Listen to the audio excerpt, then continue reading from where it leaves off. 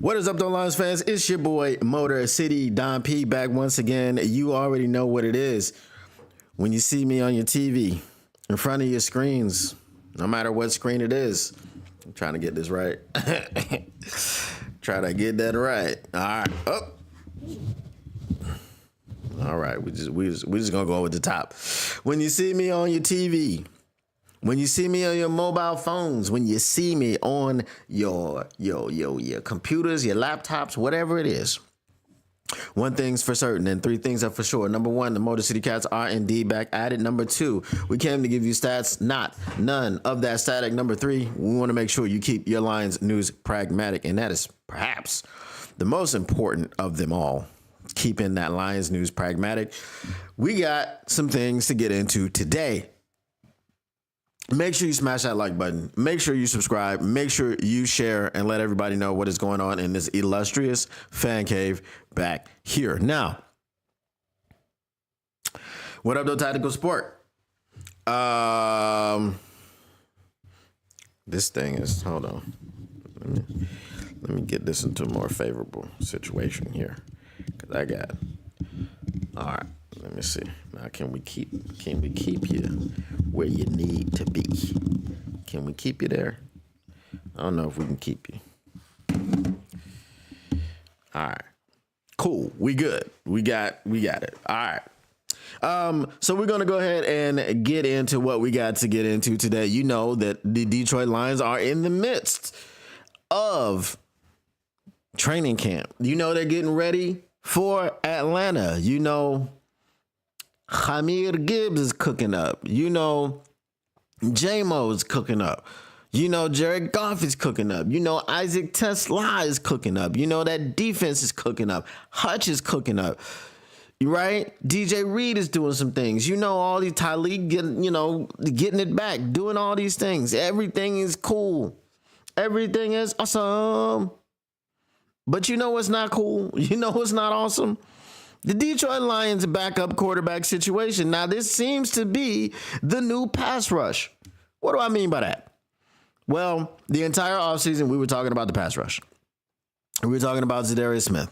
And then we were talking about Matthew Judon. And then we were talking about Marcus Davenport. And we're talking about Aiden Hutchinson. We're talking about all these people. We're talking about Trey Hendrickson and Shemar Stewart, who caved on some sucker-ish. Y'all caved. You had the blueprint. You had the plan. The Cincinnati Bengals went to camp. Trey Hendrickson went to Florida. You understand what I'm saying? He said, I'm out. He left the state. He put it on Instagram. It was on his story. And then the guy comes back with his freaking tail between his legs talking about he didn't want to be a distraction. That's why he took the money. He didn't want to hold their feet to the fire. He was doing a good job of holding their feet to the fire. But then they said, all right, we're not trying to win this argument publicly anymore with Shemar Stewart. And they gave him what he wanted. They signed him. Then Trey Hendrickson, they were like, all right, Trey, we need you in camp. We got Shemar here. You know, we'll rework your deal and do such and such. But then you come back all apologetic, you know what I'm saying, as I said, on some sucker-ish. What up, those salty pork chops? Anyway, there was conversations about those two. We were hoping that Shemar Stewart would get back into the draft. All these things happened when we were talking about the pass rush. We talked about Myles Garrett. We talked about TJ Watt. We talked about everybody. Azeez Ojulari. We talked about everyone who was available ever on the market. Now, I think we're bringing the same energy to the backup quarterback situation and position because Kyle Allen, you are trash. Hendon Hooker. Dan Campbell sees growth. I don't. But Dan Campbell sees him every day. I don't. All I see is Hendon Hooker playing behind the 3s and the 4s with the offensive line, right? In preseason, in the second half of the game. Now we'll have an opportunity to see him play behind the 2s and Tate Ratledge. Maybe even Christian Mahogany will be out there. I don't know who the center is going to be. Maybe Tate Ratledge.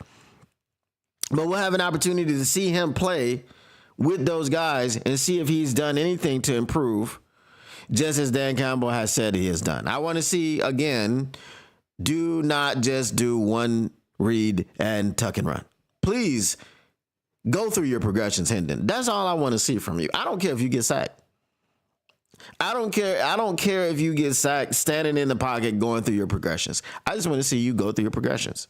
We know you can run. Okay, you're not out there just to run. You're out there to do something. Complete a pass, downfield pass, not just a 3-yard slant or a 5-yard hitch. Okay, we want to see you go down the field like you did with Dominic Lovett, and you didn't love it because he got deboed. So we come to the conclusion that the guys that are currently on our roster are not it. Kyle Allen is not it. Hendon Hooker is not it. We've come to that conclusion. And some people don't really understand why all of this fervor, why all of this energy behind the backup quarterback position. I'll tell you why. It's very simple. The energy, the fervor, the passion behind the backup quarterback position is you hope that Jared Goff stays healthy the entire season, which is everybody does. Everybody hopes that their starting quarterback stays healthy the entire season, unless they really don't like him. But all you have to understand is with the currently constructed, if Jared Goff misses any amount of time, then we are cooked. We are cooked. Well done. It's not medium rare. It's not rare. You don't see any of the blood. It's not still alive. We are done. We are crispy. We are beyond Cajun. That's what happens if Jared Goff goes down. So that's why we need to get this backup quarterback situation right, and we ain't got it right now. Unless you're trying to tell me that Hendon Hooker is something other than what we've seen in the preseason games, and we will see this Friday in Atlanta. But why do I talk about all that? I talk about all that to say this. Teddy Bridgewater, who was a favorite of many of you to come back and sign with the Detroit Lions, who has a personal relationship with Dan Campbell. Dan Campbell has said in multiple press conferences when asked about Teddy Bridgewater, yes, he's going to continue contacting Teddy Bridgewater as a person and having a relationship as a person, as a human being. Is that all right with you? Right? That guy who is a friend of Dan Campbell's, he's not just his player, he's his friend. It's going to the Tampa Bay Buccaneers. That guy, Teddy Bridgewater, is going to the Tampa Bay Buccaneers. So if you had any hopes of Teddy Bridgewater coming back, you know what I mean? Rallying the troops, coming in, riding high, divisional round playoff game. Ain't going to happen. Now, you hope that it doesn't need to happen, right? But it ain't going to happen this time around because Teddy Bridgewater gone. What are we to do now? What are we to do now? All right, Salty Pork Chop says, I got to pop the chat out because, you got, what I'm saying, got 3 cars, got one in the shop, I'm talking about, what I'm saying, working for one of my workers, I'm waiting for a payment, what I'm saying, because okay, I don't like to do that. All right, Salty Pork Chops just said, all I saw was some big ass, it's some bullish letters. I don't know what you talking about. All right. Oh, he says we were never in the running for Hendrickson. Bengals were let trading. Okay. The rest of that is not English, so I won't read that part. Why do we concern ourselves with who the backup QB is? Poverty teams worry about the back. Salty Pork Chops. Listen, that is asinine. That is asinine. You are watching an NFL team. I'm not going to... Poverty franchises, is what we will be if Jared Goff goes down. You cannot control if your quarterback is injured or not. Whether he is in the pocket, whether he is running out of the pocket, scrambling, a quarterback can be injured. Guess what? If the Kansas City Chiefs did not have a competent backup quarterback, would they have been a poverty franchise? Because they wouldn't have gone to the playoff. I mean, they wouldn't have gone to the Super Bowl when Patrick Mahomes went out. Guess what? The Philadelphia Eagles won the damn Super Bowl with a backup quarterback, Nick Foles. Guess what? Tom Brady went down and Matt Castle stepped in and they went 11-5, somehow missing the playoffs. I don't know how, but they did that. Guess what? We've had people like Chase Daniel, David Blau, and Tim Boyle who gave you zero confidence at all ever to say if our quarterback goes down, a freak accident, freak play, because this happens in the NFL. Aiden Hutchinson's injury, freak play. Broke his leg on Aleem McNeil's shin. Freak play.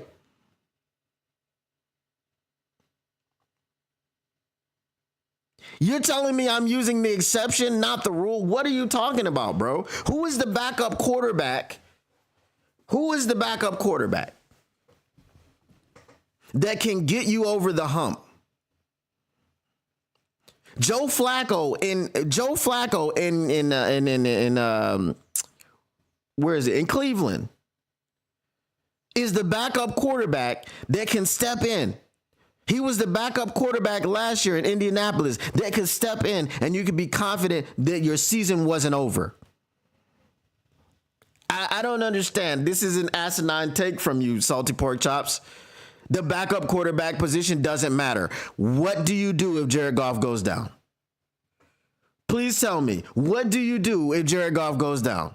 Do you put in Kyle Allen and say, oh, he's going to win games? Winning games is part of football. We have a finite number of games. We have 17. If your quarterback misses 4 and you don't have a competent person behind him that can help you win at least 2 of those, you're cooked. You're punting on your season. Let's not talk about poverty franchises. Poverty franchises worrying about, what are you talking about, Salty Pork Chops? Yes, I am crashing out because it doesn't make any sense. You're telling me only poverty franchises have valid insurance policies? What do you mean? What do you mean exactly? I'm unaware of what you're talking about, Salty. I'm sorry. No. I won't listen to that.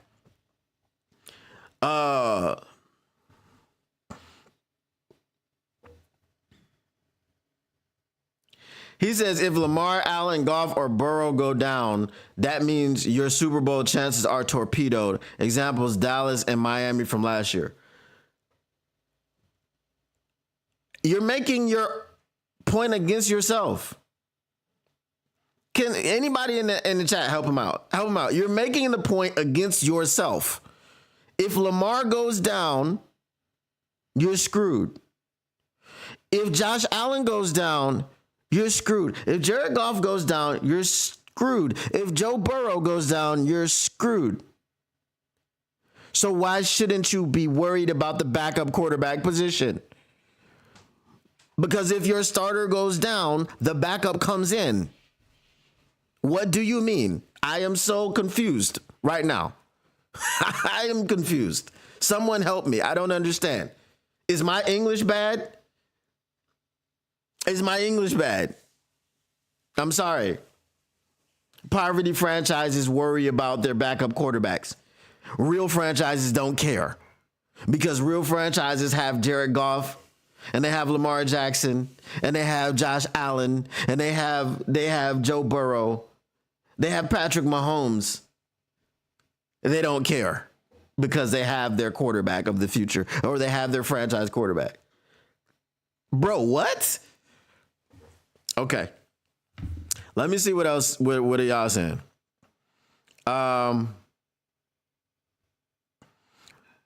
Brent DeWitt says Bridgewater gone. A serviceable backup QB is never unreachable for the right price. Teddy at the trade deadline to wherever wouldn't surprise me. The right price is the problem. Okay?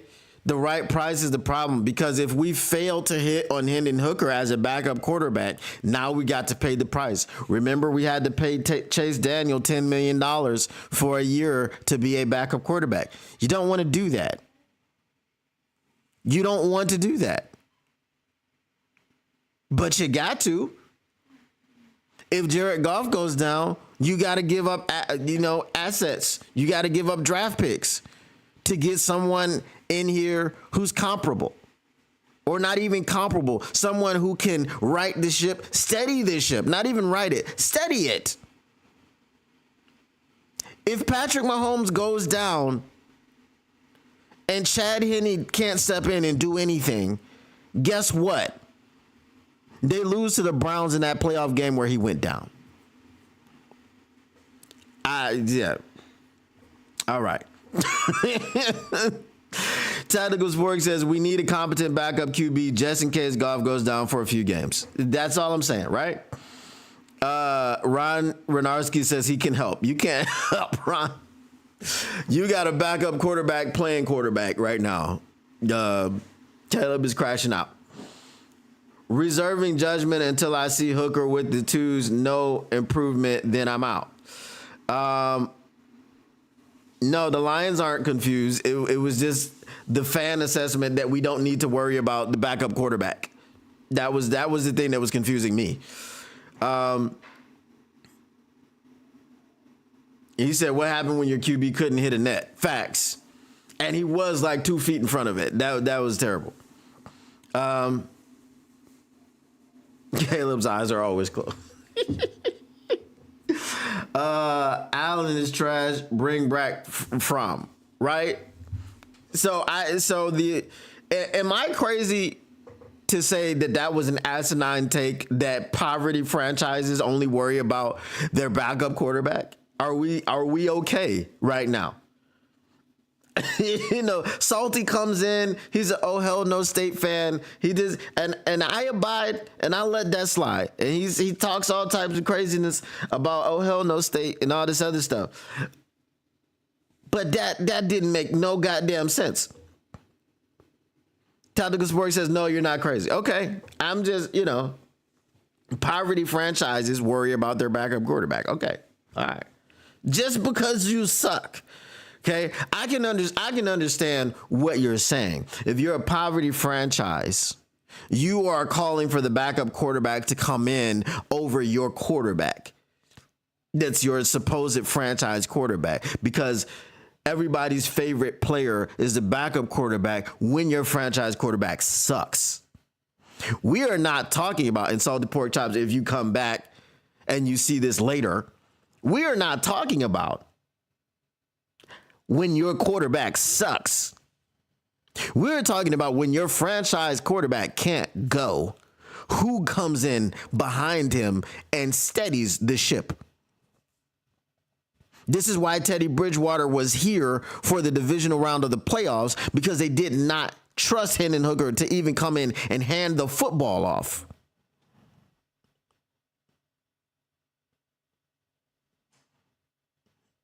So let's pump the brakes on that poverty franchise bush. I'm sorry. Oh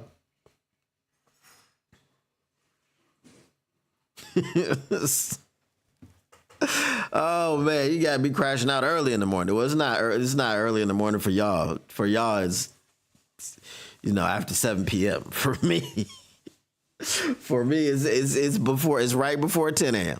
All right. So let's go ahead and get to some other stuff. Speaking of some of the people that we talked about, Isaac Tesla is a guy who I am still I'm not going to say I'm out on him. I'm not out on any of the rookies. I've not been out on any of any of them. I have been a person who has been pumping the brakes. I have been the person who has been saying, let that man develop. Let's see what he can do. But I've also been the person telling you that Isaac TeSlaa's primary goal and purpose this year is that he has to justify that trade. I, again, am not one to get excited about training camp and preseason and all these things. But Isaac TeSlaa is really looking like, from what I've seen, the limited things that I've seen, you wanted him to go out in that Hall of Fame game and do what he did. Because he's playing against inferior competition and you wanted to see him eat. He ate. If he had a better quarterback throwing to him, he probably would have ate a lot more. Isaac TeSlaa in today's practice was getting sprinkled in with the ones. The fact that Isaac TeSlaa is big, strong, fast, and catches everything with his hands is very enticing and very intriguing. If he gets the separation down, I think that he has the potential to be a monster in the NFL. Has he justified the trade? No, we haven't played anyone. All we've done, he's played in one preseason game. And it was the worst preseason game of them all, right? Like the Hall of Fame game is always the worst preseason game. It's the first game. Everyone's been practicing for 10 days, after a long offseason. Usually the mechanics and the operation ain't great in the Hall of Fame game, right? It's the reason I generally don't watch it. Okay? What up, though, Flying Hawaiian? He says Steve Young, QB2, best QB2 I've seen. But the San Francisco 49ers shouldn't have worried about Steve Young because that made them a poverty franchise, right? I'm just saying. Based off Salty's logic, that's all I'm saying. Okay? But Isaac TeSlaa hasn't done anything to justify the trade because he hasn't done anything in real football. But my confidence level for him justifying the trade is high. Okay?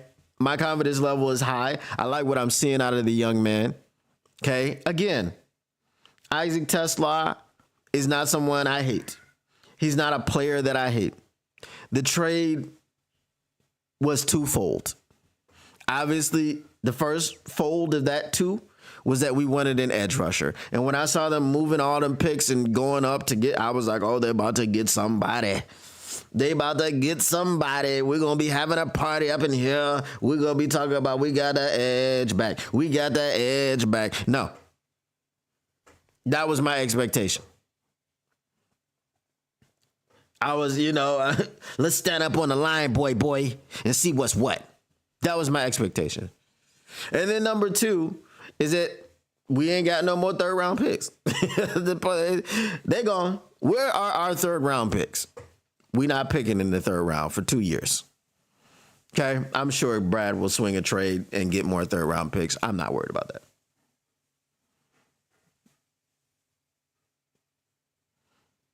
But what I have seen from him, again, the justification of the trade, I think, will be coming. Now, there have been people saying wild and crazy stuff, thinking that Isaac TeSlaa is going to come in and supplant someone not named Tim Patrick, which is crazy. I think he's going to have packages. I think really he's going to be involved in his rookie season. He's not just going to be sitting on the bench. It's not just going to be special teams. He's going to be a part of the offense. Whether that's red zone, which he's 6'4", Tim Patrick is 6'4". I mean, I don't imagine a scenario in which you go red zone and you don't have both of those guys on the field together. That, I mean, if you're going four wide on the in the red zone, 2 6 4 dudes would probably work out well, right? That's what I think. I mean, I don't know. I know a little bit about football, right? So 2 6 4 dudes would work out very well. Red zone package.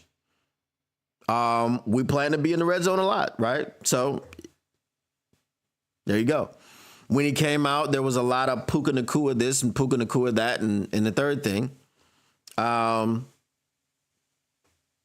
he could get there. I just don't think that he'll have the volume of targets like a Puka Nacua to get to that stratosphere. But I do believe that if he were given that workload, he could handle it. The only way that you're going to see that type of workload from Isaac TeSlaa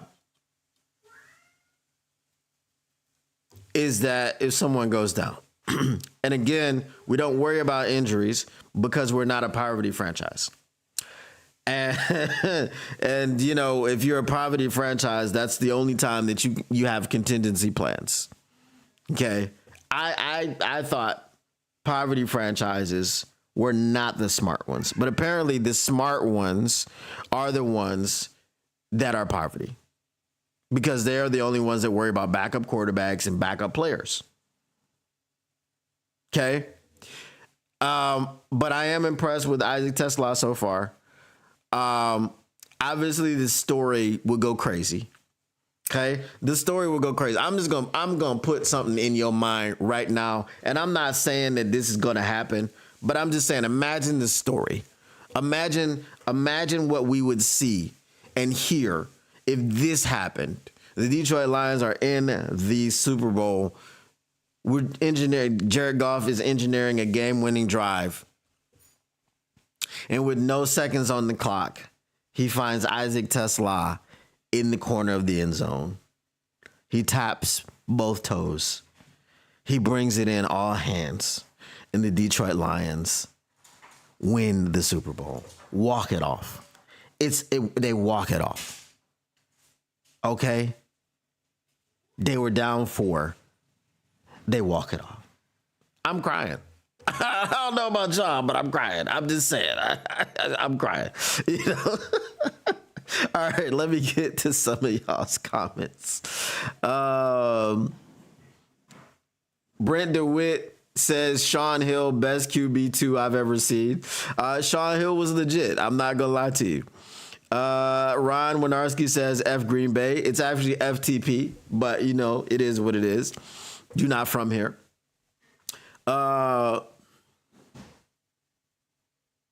Wow, Brent DeWitt says the Bears are the only thing lower than Whaleshizer. Goodness gracious. Woo. Whales be pooping quite low. Go to the bottom of the ocean. So y'all are lower than the bottom of the ocean? Goodness gracious.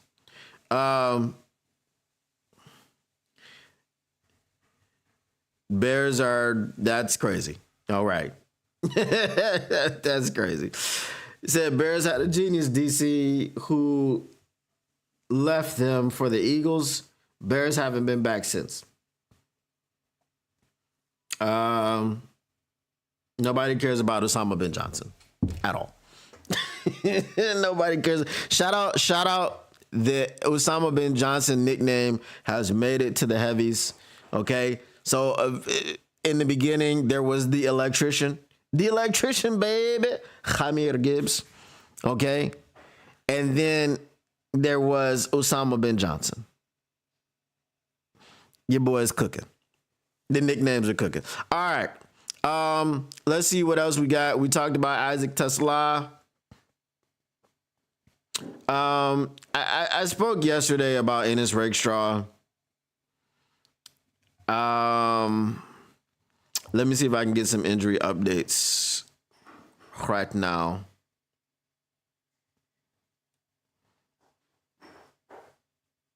Do I not have any? What's going on?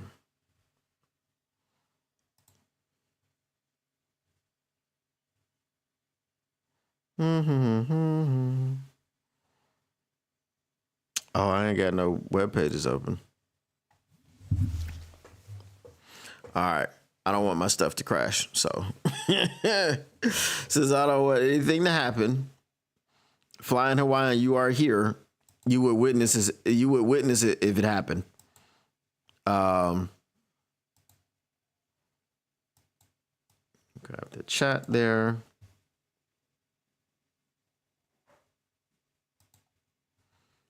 Yeah.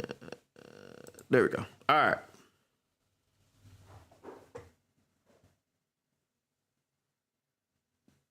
Dan Johnson, what are you talking about, bro? All right. Let's see.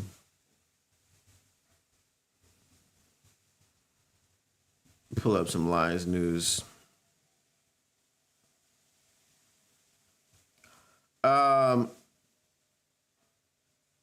Quandre Diggs goes back to the Titans. Detroit Lions Dan Campbell laments poor performance of young offensive linemen. All right. Now let's see who that was. What number is Manu? Is he 59? This is Total Apex Sports by Matt Brown. Says Detroit Lions fans hoping for a seamless start to the 2025 season are already grappling with headlines from training camp that hint at potential challenges. Among them is head coach Dan Campbell's candid acknowledgement of left tackle Giovanni Manu's less than stellar performance so far. Campbell, known for his no-nonsense style, shared that the young lineman has had more downs than ups in camp while holding back none of the honesty.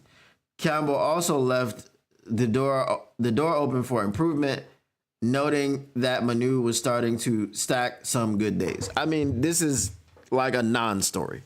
But, you know, everybody wants to write stories and they get clicks and likes and views and reads and shares and all these things. It's a non-story. Giovanni Manu came from British Columbia last season. His college days look like my high school days. Okay? The level of competition that he was playing wasn't the SEC. It wasn't the Big Ten. It wasn't Pac-12, or it wasn't any of those things. It wasn't even Mountain West. Okay? It wasn't even the Sunshine Belt Conference. Is that still a thing? I don't know. It wasn't any of those. It was guys in British Columbia playing football. So to not expect this from Giovanni Manu is crazy. So I think that's a non-story.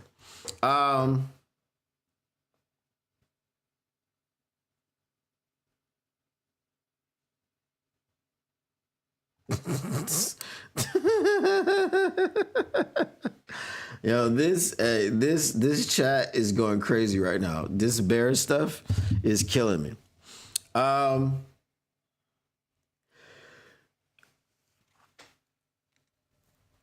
All right, Lions get called out again for how they've handled Hendon Hooker since we started off talking about that. This is from Sideline Report. Brett Berriman says the Detroit Lions knew what they were getting into when they took quarterback Hendon Hooker, 68th overall in the 2023 NFL Draft. He was coming off a torn ACL late in his final college season at Tennessee, and he was already 25 years old due to playing 6 years of college football in the COVID-19 era. Working his way back from his knee injury meant Hooker's rookie year would be a redshirt year, and he was able to practice late that season. Heading into his second season, having worked in a simple college offense meant he had work to do in multiple areas as the perceived favorite to be Jared Goff's backup. Hooker won the job essentially by default last year, as Nate Sudfeld ultimately provided the expected level of competition. Action in 3 blowout wins last season brought limited pass attempts. Then the Lions brought Teddy Bridgewater back into the fold last December. Okay, so what is the... Okay, Lions rightly called out again for how they're handling Hendon Hooker.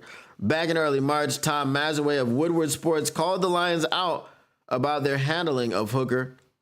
Back in March, he says. Okay. Don't you think they damaged him a little by what they blah, blah, blah, blah, blah, blah. Okay. We've already touched on that. Let's go. Let's go with something else. All right, Lions signed former UFL star in hopes of strengthening their secondary. The Lions have added another UFL star to their roster. Can DJ Miller last with Detroit? And you know where DJ Miller played? He played with the Michigan Panthers. So he was Jake Bates' teammate, right? The Detroit Lions have added another former UFL star with the signing of Michigan Panthers cornerback DJ Miller.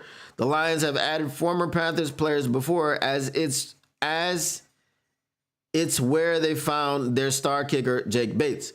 Before his career in the UFL with the Panthers, Miller was a star cornerback in college at Kent State. Miller transferred to Kent State in 2022 after 3 seasons with Iowa State, where he had a hard time finding a role on defense, recording a total of 18 tackles in his career with the Cyclones.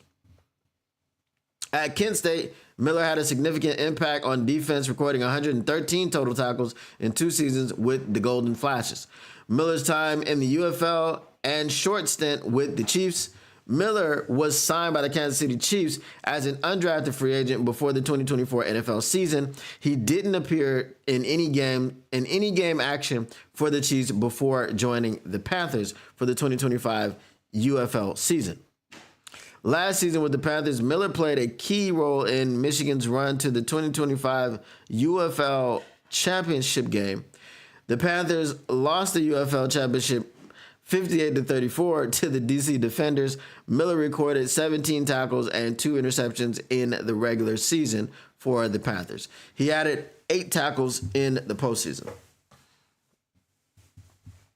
Miller made UFL history this past season with the Panthers in Michigan's Week 2 matchup against the Birmingham Stallions, becoming the first player in league history to record multiple interceptions in a single game with 2. That is kind of terrible. That it just happened this year that someone had multiple interceptions in a UFL game. Mind you, the quarterbacking in the UFL is not stellar. It is not stellar. All right. His 2 interceptions came in the second and fourth quarters of the Panthers' 20-13 Week 2 loss to the Stallions. The Panthers ended up getting payback against the reigning UFL champion Stallions with a 44-29 win in the USFL championship game.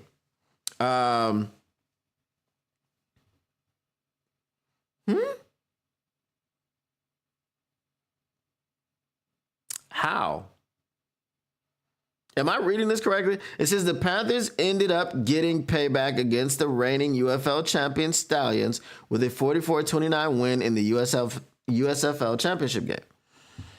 So it seems to me that we're talking about the Michigan Panthers winning the USFL championship, which they did in the 80s or the... Yeah. Okay.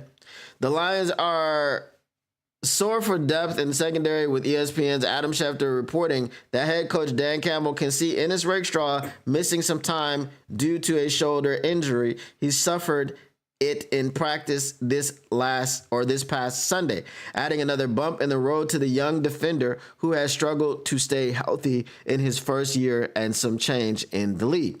Given his history in the NFL, Miller will have to work for a starting role with the Lions this season. Miller, however, should still see some game action with the Lions in the preseason. After that, the Lions will decide what's the best way forward with Miller. And if he impresses, he could see his first game action in an NFL regular season game. Okay.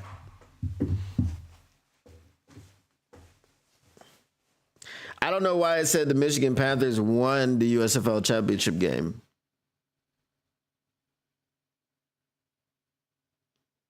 When did they win it? If anybody knows this, you let me know. Because it said this season. I guess it's... Yeah, it said this season. So I don't know.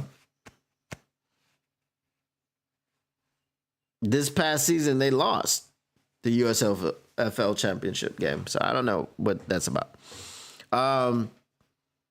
Don't sleep on Brad Holmes and Miss Sheila bringing a superhero edge to Motown. Coaches clicker exposed QB's RPO. Lion King, I don't know what you mean by that. Don't sleep on them bringing a superstar edge to Motown. I think we all been sleeping on that for the entire offseason. Because while you would love for it to happen, Brad Holmes has pretty much come out and told you it's not going to happen.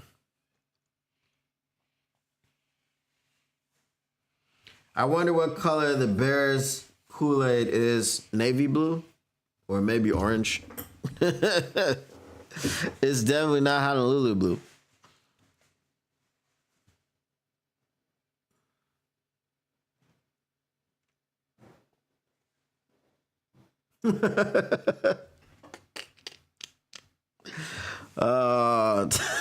Tactical sport.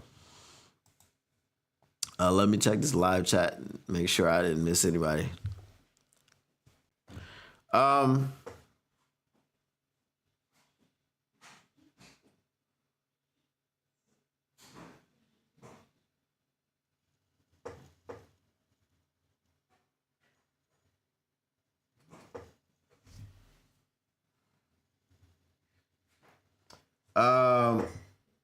They didn't win. They got blown out in the championship game. That's what I'm saying. Like it said earlier in the article that they lost 58-34 or something, and then it's talking about they got the revenge on the Stallions in the championship game 44-29.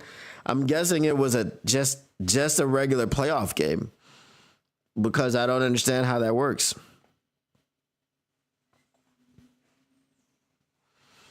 Brent DeWitt says Manu props have been great to hear, but slightly concerned when all 22 pointed out that Sorsdal's footwork is better. Ooh. Sorsdal having better footwork than you is wild. I don't think he has better footwork than me, and I'm not an offensive lineman. But, if he does, I digress. I'm not gonna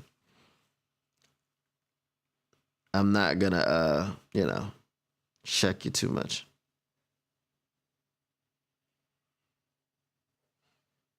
All right.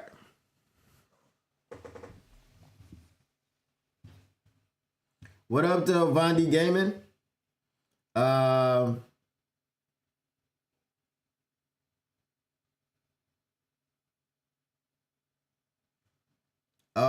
okay. Sorsdal's had more years under Hank to progress. Sorsdal is trash, bro. Like, Sorsdal. It's one of those situations where, like, y'all are mad about Broderick Martin. I'm mad about Colby Sorsdal. Okay? He's not good at football. At all. Mm-mm.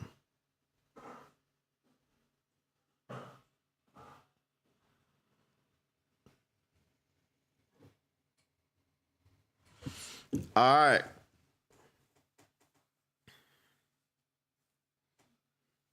Mailbag. What you gonna do? What you gonna do when they reading you? Mailbag. Snick, mailbag. Get your mailbag questions in. Get them in. Bask in it. Broderick Martin's not good at football either. I know.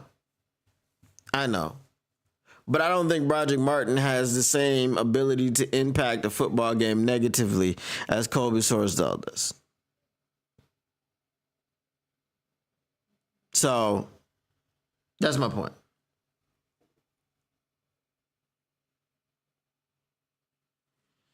Brent DeWitt says, hope I'm wrong, but been saying all along that Hooker was a homer pick by Brad, knew the family for years. It's quite possible. Because Hendon Hooker doesn't look great at all. So he just, I don't know.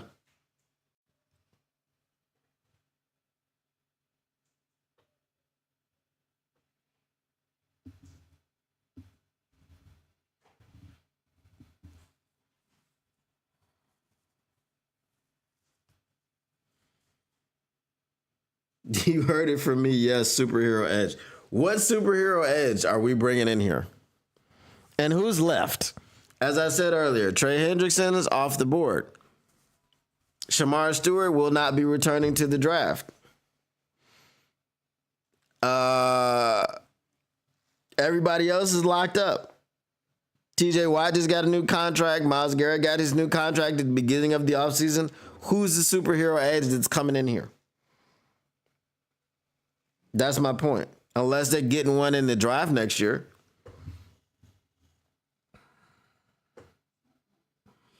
Martin was Brad drafting himself, in my opinion, SMA.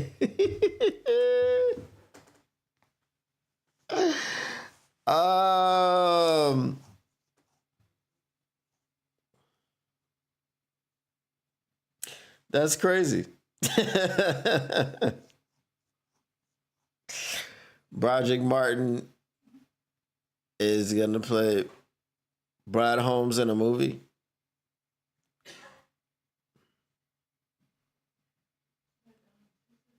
That's crazy. That is crazy. All right. Is the door closed on Za'Darius?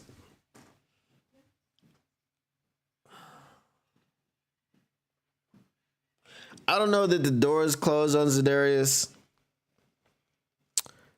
I've held for the entire time that Za'Darius is going to be skipping training camp, that he's a 10-year vet who doesn't want to do training camp, and that you should look for him to be signed probably in the final couple of weeks of training camp so that he can come in and get his conditioning done and, you know, make sure that he gets back into football shape and he can be ready to go week one. But if it is going to happen, I would say the end of training camp. So I don't know that it's close. Now, if they sign Matthew Judon, like if they announce this signature in a couple of days or whatever have you, then I think it'll be over. I think the door will be closed. Flying Wine says, not going to lie, I wanted us to drive Hooker. I don't know what his problem is. It can't be just that he's unused to taking snaps under center. The offense that he was in at Tennessee was a simple offense. It was one of those one read, if it's not there, tuck it and run, which is what you see him doing throughout the preseason. So I don't know. I don't know. Maybe he's having issues picking up the offense. Maybe he's more so, tell me what you want to do, or tell me what you want me to do. I don't know, bro. I really don't know. Scary thought. If TA didn't fall, we would probably have been with Rakestraw only. That would have made us sure look different today. Which is, again, one of the reasons I crash out. Okay? One of the reasons I crash out about the possibility of us drafting Ennis Rakestraw in the first round. Okay? I don't ever like to be right about these things, about injured players. I hope that injured player proves me wrong all the time. But this wasn't one of those situations. We needed to listen to me. We needed to listen to other people who are saying Ennis Rakestraw is injury prone.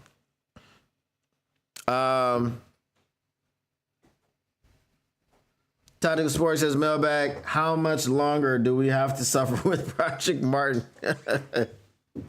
Are we really suffering? He made a tackle last week. Come on now, give him a chance. Bondi Gaming says, so Judon can be a possibility. Yes, he's a possibility. They have had internal discussions, apparently, about signing Matt Judon. So I don't know how those discussions went, but it's a possibility.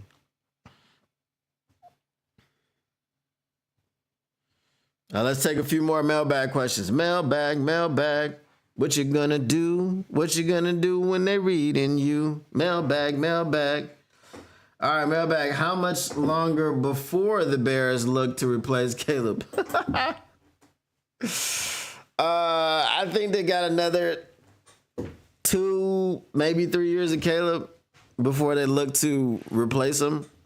And now it depends if Osama bin Johnson is really staunch on wanting to move off of him, then they'll probably replace him next year. It would be unprecedented, and it would be kind of crazy for you to move off of Caleb Williams, your number 1 overall pick, after just 3 years.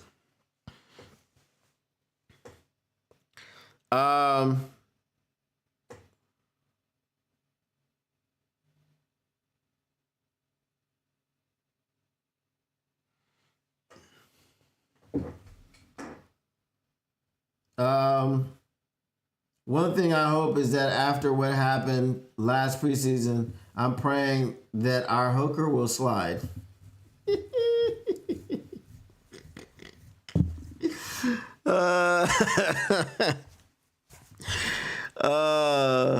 Okay.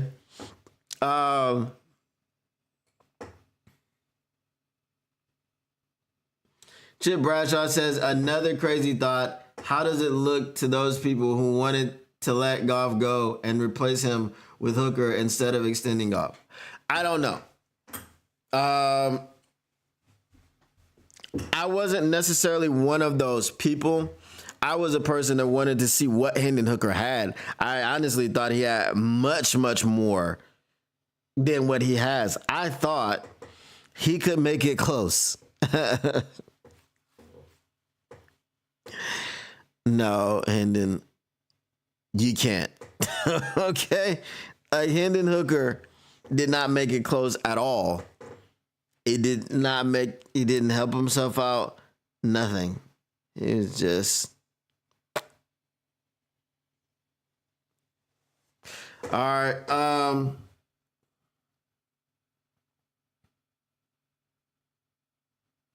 Mailbag, who leaves the Bears first, Caleb or Osama? Probably Osama.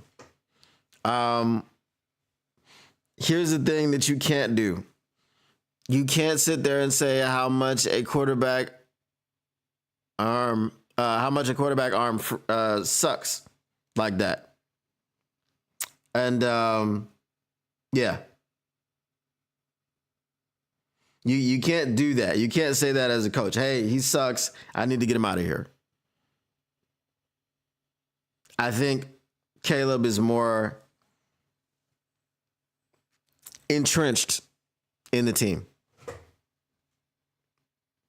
Mailbag, are the Bears drinking Kool-Aid laced with Coke, or are they drinking cyanide?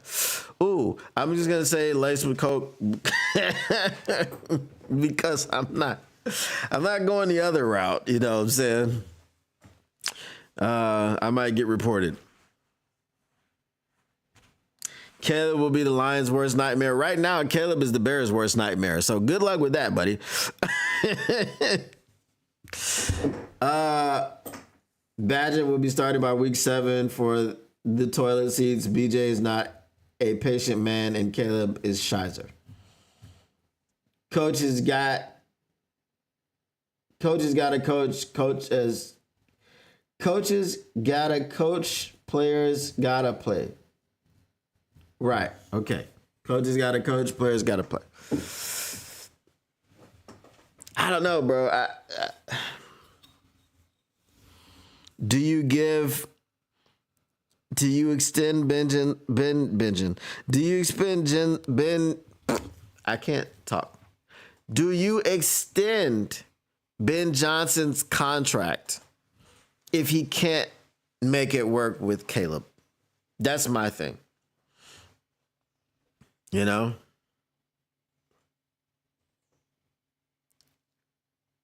All right.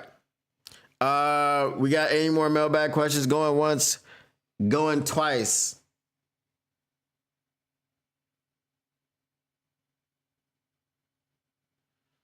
Sold. All right, I'm gonna go ahead and get up out of here, y'all. Once again, I appreciate you coming through, hanging out, stopping by. The Motor City Cats are indeed back at it. We came to give you stats and none of that static. Whatever you do, make sure you keep your Lions news pragmatic. We got one more mailbag question in. Honest, no homer take. What is the order of the division? Detroit Lions, Green Bay Packers, Minnesota Vikings, Chicago Bears. That's it. All right. I will check you guys tomorrow. Make sure you enjoy the rest of your evening, and we will see you soon. Peace.